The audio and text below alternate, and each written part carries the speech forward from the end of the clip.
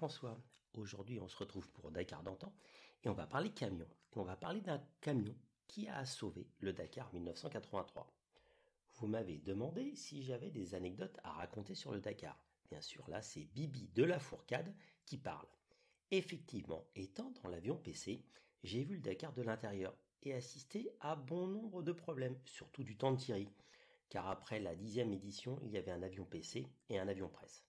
Mais ayant un talkie sur la fréquence rallye, je savais tout ce qui se passait. D'ailleurs, avec Roger Kalmanovic, patron de Fidelia, assureur du rallye, et le représentant négociateur TSO auprès des pays africains, nous avions un temps pensé écrire un livre sur les coulisses du rallye.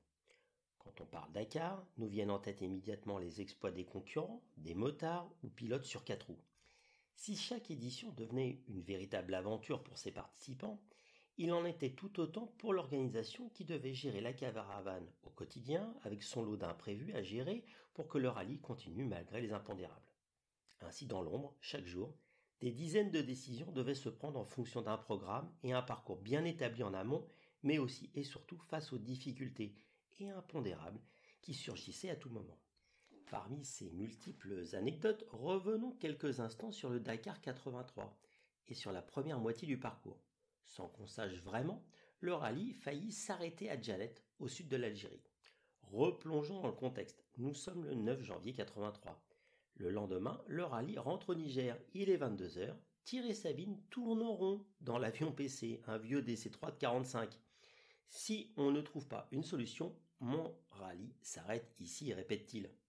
En effet, pour acheminer sur le terrain les fûts de kérosène pour les hélicos et ceux d'essence pour les motos, TSO a acheté de vieux camions, certains anciens porte-toupies à béton, sur lesquels on a soudé des plateaux et passé une bonne couche de peinture.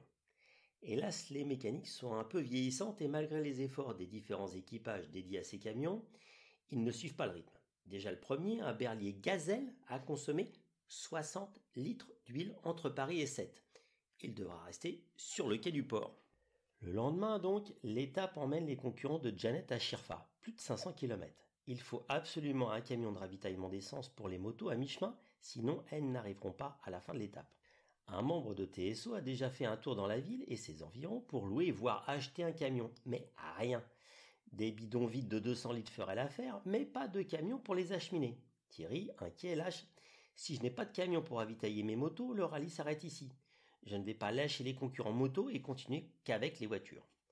Thierry va manger au bivouac chez Africa Tour, il revient vers minuit et demande si on a des nouvelles des camions.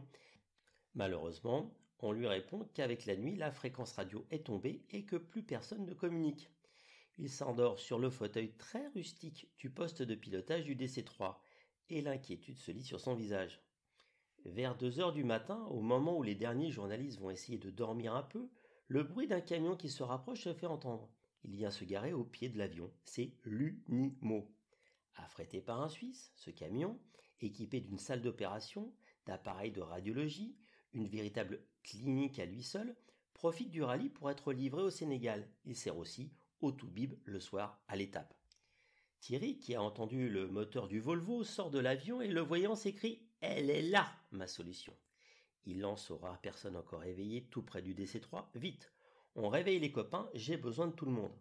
Et par expliquer au propriétaire et à son chauffeur son intention de réquisitionner le véhicule pour transporter des fûts d'essence pour les motards. Refus, refus, refus. Et pourtant ils sont suisses. Thierry tente alors un coup de bluff et lui explique que s'il refuse, il lui interdit de continuer avec le rallye et fera saisir le camion par les autorités algériennes.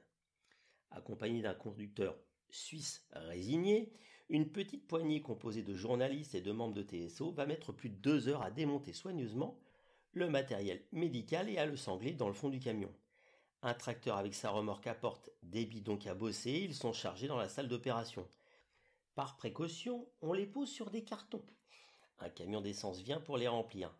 Gag, la motopompe refuse de démarrer. L'ensemble de l'équipe se relaiera pour remplir les fûts à la pompe à main Japy. Que d'efforts. À 6 heures, le camion est prêt à partir pour un point donné dans le désert, mais Thierry, méfiant, invite le propriétaire à faire l'étape dans le DC-3, remplacé par un membre de TSO dans le camion. C'est plus sûr, lance-t-il. Avant de se diriger vers son hélico, il vient s'excuser d'avoir fait passer une nuit blanche au personnel présent à ce moment-là. Il promet même de leur payer la langouste à Dakar.